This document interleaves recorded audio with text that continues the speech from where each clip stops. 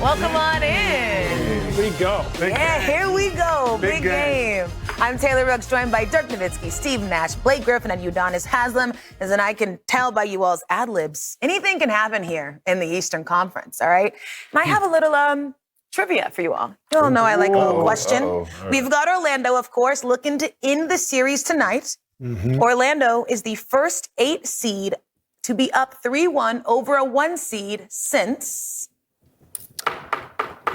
Well, I'm going to sit this one out. Well, we, There's a reason UD's quiet over there, I'll say that. UD's Heat in 2023, so he knows a little something about this. Come on, guys. Go ahead, I know you wanna talk your trash. You want to chime in? I mean, they all probably thought we was going to lose to Milwaukee, right? I'm sure I'm sure everybody did. So that's why they don't remember. Everybody thought we were going to lose. Yeah, they blocked it out. Blocked it out. Well, we did receive the unfortunate news that Franz Wagner is going to be out in tonight's game. But let's revisit the story of this Pistons Magic series. In Game 1, Paolo and the Magic outscored the Pistons 54-34 in the paint on their way to an 11-point opening win. Game 2 saw Asar Thompson and Detroit bounce back to snap an 11-game home playoff losing streak, in and out, holding Orlando to 83 points. Then Franz Wagner and the Magic, they got hot from long range in Game 3, shooting 15 for 33 on threes to open up a 2-1 series lead. And Game 4 featured the incredible poster dunk from Jamal Cain and Desmond Bane, making in a late 3 to ice it and leave the Magic 1 win away from moving on. Now, both of these teams, of course, pride themselves on playing a very tough, very physical brand of basketball. But as you see, no surprise, both offenses have been struggling to find a rhythm through the first 4 games. And here's what Tobias Harris and the Pistons had to say after Orlando took a 3-1 lead in the series. We're a little too casual. And we have to be, everybody knows that. In our locker room, we have to be better. Every single guy. All of us has to be better. Have to look ourselves in the mirror and be better. Backs against the wall. What you gonna do? You're gonna fight. You gotta fight to the end. So, let's get back to the crib, protect the crib, and take it one game at a time. The series not over. We're gonna keep fighting. All right. Love hearing Beef Stew talk about a fight. Yeah. No more fights. Complete opposite for you. We just need you to get it to stay in the game. Keep doing what you're doing. Stay on the court. Stay present. But, he is right. There's got to be real desperation in this one. We have a 60-win number 1 seed facing a do-or-die Game 5 against the 8 seed in round 1. BG, how did we end up here? Well, we're seeing a series of identities lost and identities found. Detroit built their whole season on being tough, being gritty, being physical, and that identity is cracked. We knew their offense was sort of going to be a question, right? They don't have the best half-court offense. Cade does a lot for them. But defensively, I didn't expect them to be like this. They've gotten so much penetration from the perimeter. It's put their bigs in a tough spot, and their bigs have actually done a solid job of coming over, balling off, blocking shots, and making tough shots tough. But then the cleanup, Wendell Carter has lived on putbacks. They're not getting the crackbacks. So we're seeing just a totally different team than we saw in the regular season. And on the other side, Orlando struggled all season long to find an identity. And this is the team we knew they could be, but they have locked in defensively. They're playing a little bit faster. They're getting downhill. So it's truly teams that we have not seen throughout the regular season. Yeah, and as much as I would like to take credit for this one, this is not a UDism. Where I'm from, bullies get bullied. And that's from my brother, great Zach Randolph. And that's what we are watching right now. All the areas, the game within the game that the Detroit Pistons usually dominate, they are not dominating right now. Rebounds, they are losing 100-91. Offensive rebounds, 30-22. Points off turnovers, 47-30. Second chance points, 35-28. Loose balls, 10-3. These are the games they usually dominate. Right now, they are looking at the mirror. They don't face this kind of physicality every single night. They usually do this to other teams. They impose their wills on other teams. They are looking in the mirror right now. And I remember when I used to play, back in the day, long time ago, all the guys that I used to have trouble with were the guys that were just like me. Those guys that were 6'8", 6'9", that just worked and fought like hell. The Paul Millsaps, the Elton Brands, the Reggie Evans. Those guys gave me hell. No disrespect to the taller guys, Dirk. You guys gave me hell too. But those younger guys just fought like hell. So right now, they're looking in the mirror right now, and they're getting their will imposed on them. I think Detroit's pick and roll game was the staple of their offense. We had questions coming in, of course. Do they have enough shooting? Well, those questions have been answered. I mean, there's just not enough shooting and spacing for their pick and roll. The answer is no. Yeah. For their pick and roll to live. And I mean, it's not just Cade getting freedom where he can be brilliant as a passer. You see here, look, all loaded up. Everyone's pulled in off the weak side. Cade trying to force it into 5 guys in the paint. Very difficult. And he feels pressure to make plays, but there's no space.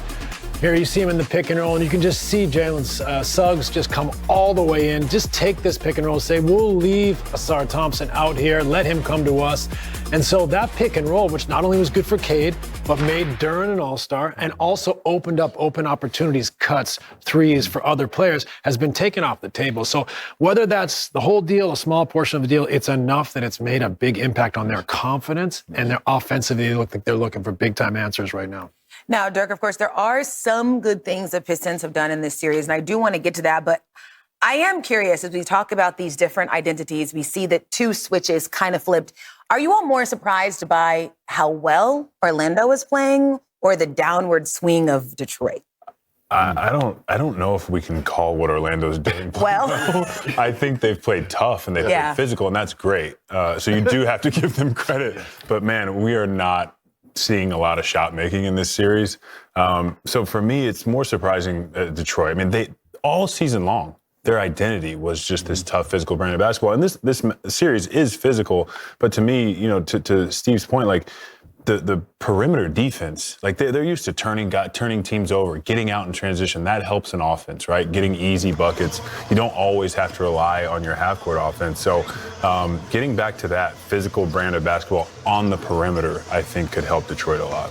So, I mean, Dirk, is there a blueprint for the Pistons to get back to what made them successul in the regular season? Well, it's been a great physical series. I think all quarters have been sort of even, only decided by a few points. But that one game where they blew everything open was game 2 and then quarter 3.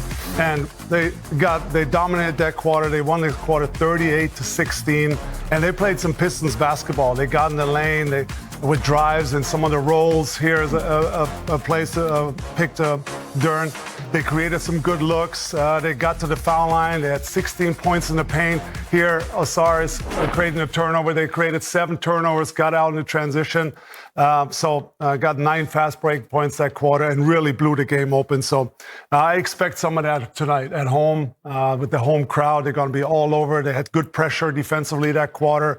The Magic were on their heels. They didn't have any great looks. They kept them out of the lane. They were physical, the point of attack, kept them out of the lane. So I'm expecting that in the first quarter tonight, setting the tone physically and getting out in transition, getting some easy baskets. Yeah, and I'm expecting them to be very intentional when they get into their half-court offense. Once Cade comes across half-court, he needs to know where Suggs is every single time. He is playing free safety out there. So once you come across half-court, Cade, you need to identify Suggs, where he is. If he's on the strong side, he's on the weak side, he's on the baseline, is he in the slot? You need to understand where Suggs is. He is the one that's he's the one that is causing havoc defensively and getting all those turnovers because he's playing free safety, not guarding Thompson. So I expect them to be very intentional in the half court. That is something that JB, I think, and his staff need to look at, and they definitely need to make them pay for that.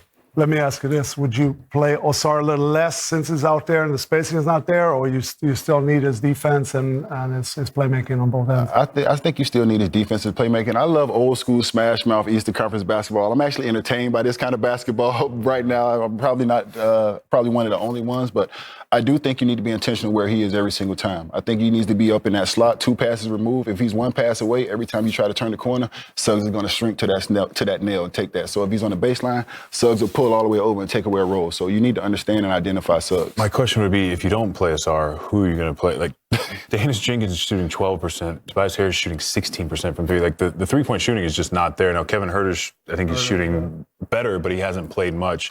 Duncan Robinson is the only one who's actually playing or shooting well from 3. So it's like, who would you switch Asar out for? That's a great question, Dirk. Yeah, all great questions. We're going to dive into that spacing a little bit later because they certainly need some answers to those questions for this do or die Game 5. It's time now for the Drive to Tip-Off presented by CarMax. The vet, Tobias Harris, coming off back-to-back 20-plus point games. He's averaging 19 points and more than 7 rebounds in the series against Orlando. And still to come, during our pregame coverage, we are going to catch up with Desmond Bane. It's Game 5 of the Magic and Pistons tonight on Prime. NBA on Prime pregame is presented by CarMax. Wanna drive?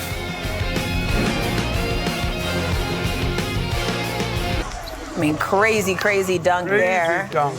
I mean, UD, Jamal Cain, that's your kind of guy. Undrafted in 2022, but has a relentless mindset, and he's now greatly impacting winning for the Magic. What do you see in him? It's no surprise. He's one of those guys, spent some time in Miami, and we had this thing called Hunger Games that we played before every game. It was me, him, Jimmy, and maybe another rookie, and he was there for Hunger Games every single time.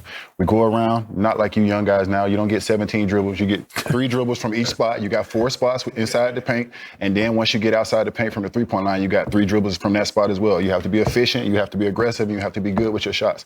He played Jimmy toe-to-toe every single day, myself as well. So I'm not surprised he's getting an opportunity to go out there, compete against Cade, and he's having some success. Mm-hmm. Yeah, he's also from Detroit, and he said growing up he would always be the Pistons when he played NBA 2K with his grandpa, so it's a nice full circle moment for him here. Hardware hands it out. The Twyman Stokes Teammate of the Year went to Pelican center DeAndre Jordan, who just completed his 18th season in the NBA. Wow. Congratulations to DeAndre. He's a friend of the show. Friend of the program, DeAndre Jordan. Congrats, friend brother. of the program. Also a close friend of Blake Griffin. Yeah. Yeah, what makes DeAndre a great teammate? I mean, you know what's crazy is like a lot of guys, as they get older, they become the locker room guy, right? And invest in the younger guys. But he's been a great teammate, and he's been like this since day one. I mean, on our Clippers teams, he and I were the younger guys in the locker room, but he was the guy that brought everybody together. His humor, just his ability to see what people are going through. He had this uncanny ability to register something, go put his arm around somebody, pick him up, and have that one-on-one relationship that you have to be a leader. So super well deserved. 18 years it took to get a team of the Give it up year. for that. Congrats, man. Well deserved. Now, I don't know if you all know this, but I held afterwards when I got the award. Did you make a speech for this? Yeah, I did. Only you in the history? No. Yeah, listen though. I said, this is the first time somebody won the award with none of his own teammates voted for him. Wow. That was probably true. At the time, I was a little rough in the locker room, but just all for good fun. yeah, all for That's great my guy. fun. Yeah, that's my guy now. You deserved it, and so does DeAndre Jordan. Congratulations to him. But let's go back to Rookie of the Year. So Cooper Flagg, he earned 56 first place votes. Kahn had 44. It was a very tight race. Congratulations to Cooper Flagg. But Steve, was this the outcome that you expected? Mildly surprised, not on quality of play. I mean, everyone can see how great Cooper is. Cooper's unbelievable. He's got probably the highest ceiling. Kahn had a fantastic year. What's surprising is it felt like the majority of people were leaning towards Kahn. And then when we had this 65-game debate and people were applying for, namely Luka and Cade were applying to extend it, I think among others. It seemed like Kahn's performances in the play-in kind of swayed some voters. So, we talk about a lot of issues on here. Maybe this one's a small one in the grand scheme of things, but it feels like he lost the award in the play-in, which it's a regular season award, so maybe there's some debate there. But as far as who wins the award, I mean, they're both super deserving.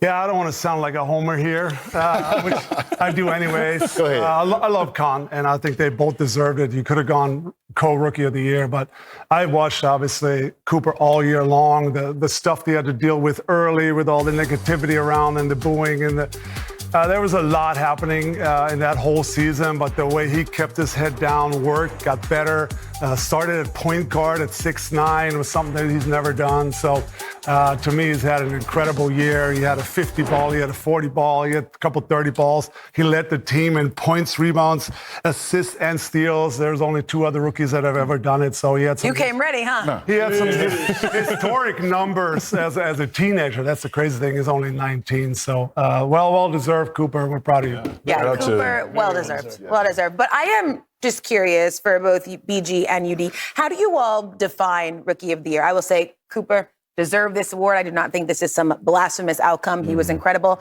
I did vote for Kahn largely because he just had a historic, efficient rookie season. And not just for a rookie, for anybody ever. It genuinely was historic. Do you all really look at rookie year in a silo? Or are you considering what someone's career will look like in the long run? How do you all make your decisions? I try to look at the whole rookie year. And for me, I think I was leaning towards Khan, but the way Cooper finished the season, I think was amazing for me. And I think all of us have been around and we've seen rookies hit that wall at some point in the season and kind of limp towards the finish line. So to see Cooper Flag finish the season strong, and also the things that he went through, playing point guard, moving around, trying to find himself, also be his best version while making the Dallas Mavericks their best version. I think he had to embody a lot and go through a lot. So to see him finish that season strong, that was very encouraging for me. And I do think he is the rookie of the year. But if you're talking about 5 years from now, I have another guy that I just want to keep my eye on. Oh, who's that? The undrafted guy? No. I don't have one of those. From Miami, went to Florida. Currently not in the NBA. 3, 4, 5 years from now, I would just love to revisit this conversation and see where BJ Edgecombe is in this conversation with these guys. And that takes nothing away from what these guys do. Yeah. I just love the way he impacts the game when he doesn't have the basketball in his hand. Yeah. You still feel his presence when he doesn't have He's the ball. tremendous. Yeah, I mean, this rookie class in general has so many gems. We talk about Dylan Harper all the time. He is another guy that I absolutely love.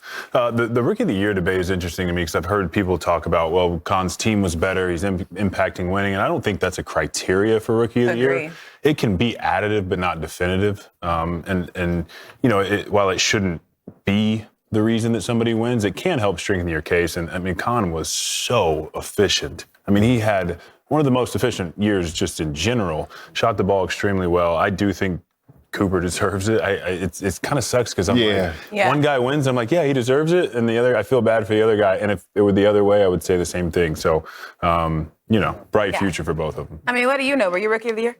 Paolo Banchero. I was trying to get to that the whole time, guys. Paolo Banchero won Rookie of the Year in 2023. He leads the Magic with 21 points per game in the series against the Pistons. Tip-off of Game 5 is just ahead on Prime. Guys from Duke just won all the awards, huh? Fancy pants. Beautiful. Yeah, beautiful. Poetic. Those Game 5s. Well, I got to tell you, UD here, the only guy with a winning record in Game 5s. What? Wow. He is 11-10 in that situation. Barely above 500. Barely. Barely. I'm not even going to keep doing that, but I would love to join in, BG. What does success in Game 5 look like? Oh, man. I just feel like you have to create a desperate sense of urgency, live and die with every single play, every single action, but also have the emotional stability to stay in the saddle for 48 minutes because there's going to be a lot of ups and downs. And I just think the people that can do that, because it's hard to manage. When I say live and die with every single play, I literally mean live and die with every single play, but stay even keel for 48 minutes. If you can manage all those emotions and be able to execute down the stretch, then you give yourself a good chance to win. Yeah, BG, you know what he's saying? P.O.B., hold it down. All right, we are getting ready for a Game 5 tonight in Detroit. Asar Thompson and the Pistons need a win to stay alive in the series. And earlier, our Cassie Hubbard caught up with him. Thanks, Taylor. Asar, you know the credentials. Top seed, 60-win season. Yeah.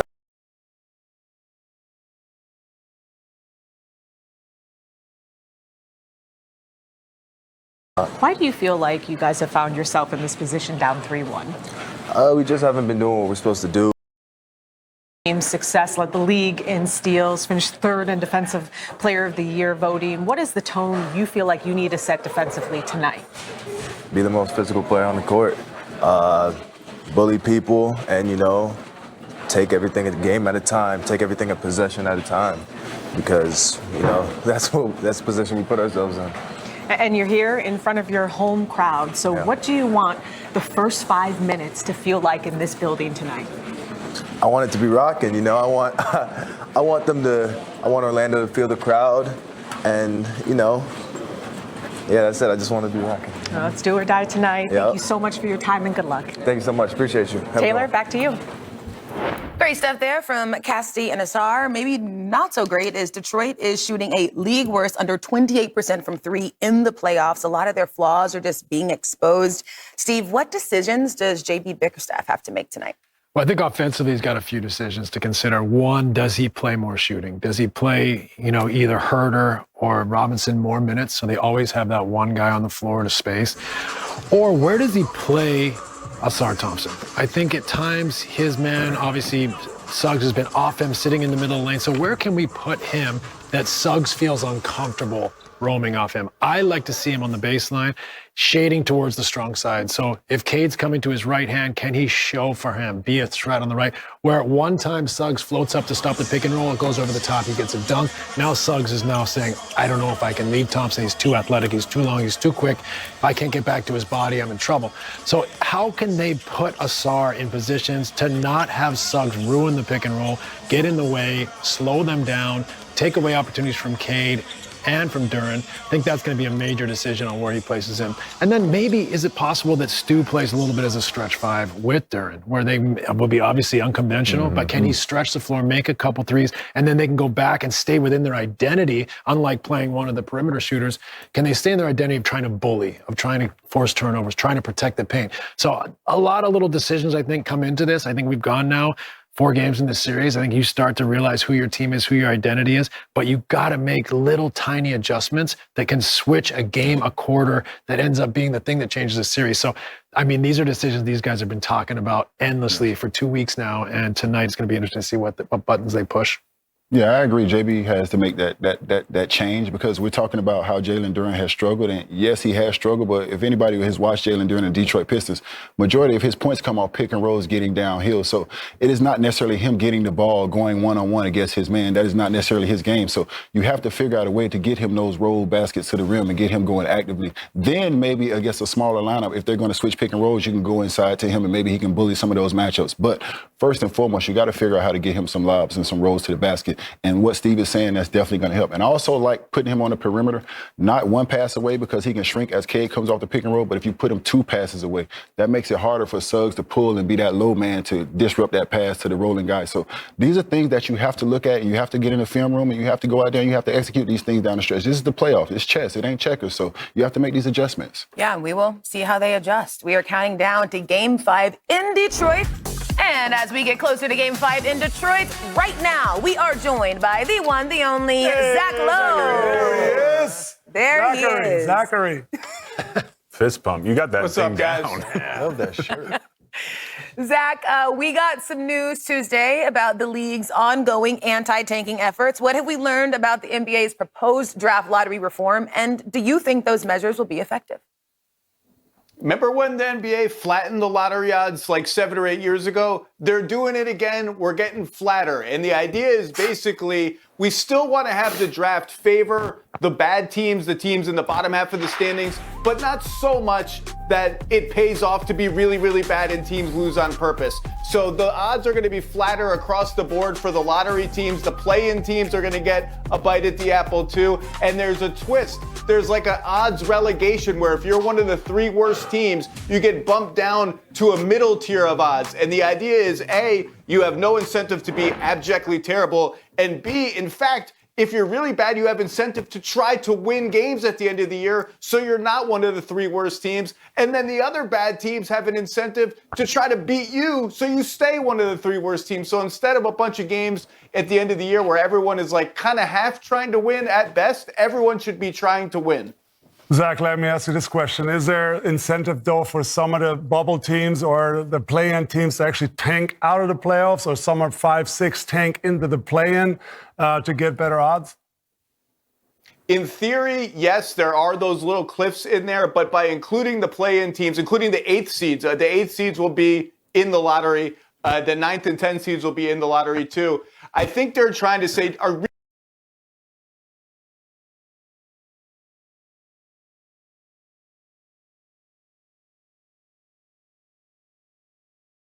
5-6 tank into the play-in to get better odds?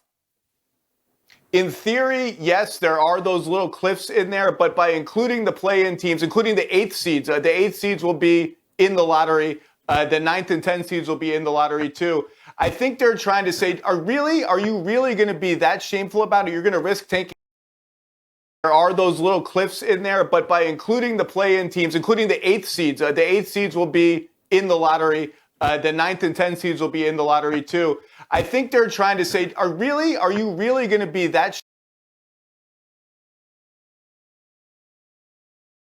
Some are 5-6 tank into the play-in to get better odds? In theory, yes, there are those little cliffs in there, but by including the play-in teams, including the 8th seeds will be in the lottery. The 9th and 10th seeds will be in the lottery too. I think they're trying to say, are you really going to be that shameful about it? You're going to risk taking. In theory, yes, there are those little cliffs in there, but by including the play-in teams, including the 8th seeds will be in the lottery. The 9th and 10th seeds will be in the lottery too. I think they're trying to say, are you really going to be that shameful about it? You're going to risk tanking out of a guaranteed playoff seed to get into the play-in, and then you're going to risk tanking out of the play-in or out to the bottom half of the play-in. I think the NBA is betting, and I bet they'll be correct for the most part, that teams are going to value the experience already closed with the way they're playing, with how great Minnesota looks, and how great the top two teams in the West look, and those two teams are so young and getting better. Now maybe a window has opened for them to sneak out this series with Minnesota's injuries. They played the Spurs well in the regular season, so I'll go to Blake. Like, Blake, is it over for the Nuggets getting Jokic a second ring with this core, or do you think they can still kind of rescue themselves, whether it's this year or next year? Yeah, I would say it's closing, but it's not closed. I mean, anytime you have a player of Jokic's caliber, you have a chance. And obviously this series could look very, very different if Peyton Watson was healthy, if Aaron Gordon was truly healthy. I know he's played, but he's been in and out. He doesn't look like he's 100%. So all those things considered, I think they still should have a shot. I also think the Cam Johnson thing maybe hasn't worked out how they planned, but I don't think it's time to abandon ship there yet. I think he is a great player, and with a little bit more time, with a healthy season, we forget sometimes they had a tremendous amount of injuries. So, as we all know, it's hard to sort of get it going in the playoffs. And credit to Minnesota because they've done a fantastic job, but I do think this series looks a little bit differently if Denver's healthy. Yeah, those two guys are huge losses for them. AG is such a big part of their team, and now Minnesota is dealing with its own injuries. But the bigger story is, oh my God, Oklahoma City and San Antonio look incredible. They're the only two teams that have wrapped up their series. They're both so young and so good. And so I'll ask Dirk, is there any team in the West that can derail an inevitable Spurs-Thunder Western Conference Finals? And if there is, who do you think it is? Is it still Denver, despite the fact that they're not healthy and that they're down 3-2? Is it Minnesota, despite the uncertainty about Anthony Edwards? Is it the Lakers? Or is this just what we're waiting for? We're going to get there eventually. Yeah, I don't want to completely glaze over the second round, but it feels pretty inevitable that those teams are going to eventually have a showdown, a match of power. Like you mentioned, the Lakers are banged up. The Wolves are banged up. What does Denver have left? They're down 3-1. They got to come back. They have injuries. What do they have left if they go right in the second round, even if they come back now and would win in 7 games? So it feels pretty inevitable with the Spurs defense in the second round that's so smothering. Obviously, we know OKC's depth and Shea is at an incredible level. So these two teams are going to be hard to beat in round 2. All right, last one, Western Conference. Big question number 4 for Steve Nash. You've been a head coach. You've been in some ownership meetings. I'm going to make you put your GM hat on. Let's say Houston loses tonight or loses in this series. No team's ever come back down from 3-0. Durant's out again. Van Vliet's out. You get to the offseason. You have 3 choices. I'm going to make you pick one. Coming off a crushing, disappointing loss. Choice number 1. Just run it back. Yeah, the Durant thing, he's had injuries. There was the burner thing. It got a little bit messy, but Van Vliet was hurt. Durant's still an all-NBA player. Run it back with this same group of guys and take another shot next year at Oklahoma City and San Antonio. Path number 2, you know what? This didn't work out. Let's trade Durant for some young players and some picks, kind of reset around our young guys, Şengün, Amen Thompson, Tari Eason, Reed Shepherd, on and on. Or path 3, panic time. Oh my God, we lost. This disappointing. Şengün, 5 first-round picks, whatever else. Try to get Giannis in the door to play with Amen Thompson and Durant, whatever's left over. Which of those 2 are you picking, Steve Nash? Oh, good luck, Steve Nash. You can't make me do anything, Zach. So I'm not going to say I'm picking one of those, but let's discuss this. I think everything's on the table for the Houston Rockets. It hasn't looked good. It hasn't felt good. So I think the number one thing they have to do is evaluate their locker room, their environment, and their chemistry. Do these guys like playing with each other? Do they fit together? How can this work with a healthy Fred Van Vliet?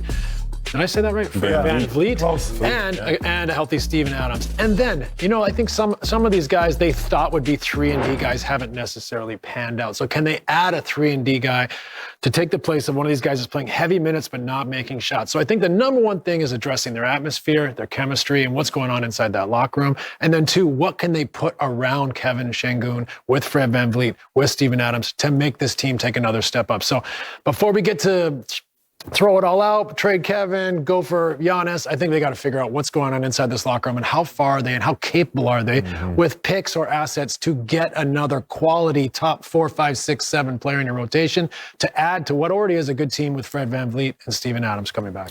Zach, I actually have a question for you. Make him answer. Where does one buy I'll an answer. I'm LED good. You shirt? ask me anything. Man. Where does one buy an LED shirt? That thing is shining. You know and what? will I you don't- plug I it don't- in I before don't the need next this. show? I don't need this. I got a family. I got work to do. I don't need this criticism when I'm not even in the room to throw it back at you. I dangerous. like my shirt. It's dangerous wearing that much electricity on a show like this. You're good. I'm sorry, Zach. I'm sorry. Good to see you, Zach. This is what I spend my time doing. Night job shirts. Yeah, thanks. It was great, Taylor. Thanks a lot for having me. Desmond Bane, thank you so much for joining us. From a rocky season to the play-in tournament to being up 3-1 over the Pistons, you obviously still have a game to go. But what switch flipped from the regular season to now that got you here? Because I got to say, looks like a completely different team. Yeah, I mean, we've been preaching it all season long, ever since the training camp started, about how our defense was going to be the identity of this team. And, you know, I feel like we were just searching all year. You know, we'd have honest conversations and say that we felt like we didn't have an identity. And, you know, all else failed when our backs was against the wall. Our defense is what showed up, and our defense is what's been carrying us through the season. Desmond, you're the only player in this series that's shooting over 40% from three. How have you guys been so successful to be up 3-1 on the number 1 seed in the East while not shooting the ball at a high level? Yeah, I think once we knew we was playing Detroit, we knew what type of series it was going to be. Physical, rugged, not pretty most of the time, and that's been the case, you know, and I don't expect anything different tonight. Desmond, fair to say the regular season was disappointing from you guys for the most part, but you guys have played great basketball in the first round. Of all the variables, how much has health played a role? You guys were never healthy the whole season. Yeah, I mean, it's hard to be the team that you've envisioned being when you're missing an all-star, you know, caliber player like Franz for 50 games. What he brings to us on both ends of the floor obviously changes our team. And, you know, Anthony Black's dealt with injuries, Jalen Suggs, Paolo missed some games early. I was a new piece coming in. So I think it took us time to, one, find, you know, a little camaraderie between each other. And then every time we would, it'd be like we're inserting a new piece or taking a new piece out of the lineup. So health is key, and, you know, we've been able to find it at the right time. Hey, Des, Orlando brought you in last summer. What did you think your responsibilities would be, especially now going into the playoffs? Yeah, I mean, I think leadership. You know, I always think leadership when, you know, I'm part of any team or any group of people trying to get something done. And then obviously with my skill set, just being able to free up space for Paolo, Franz, Jay Suggs, AB, and those guys, you know, and more than anything, just be a winner. You know, bring a winning mentality, winning attitude to the organization. Desmond, man, switching gears here. You mentioned in the press conference that you knew Jamal Cain was more than a two-way player in the preseason and a pickup game. I know he's had a big impact in this series, but just what did you see at that moment in those pickup games in the summer that you knew he was more than that? Yeah, I mean,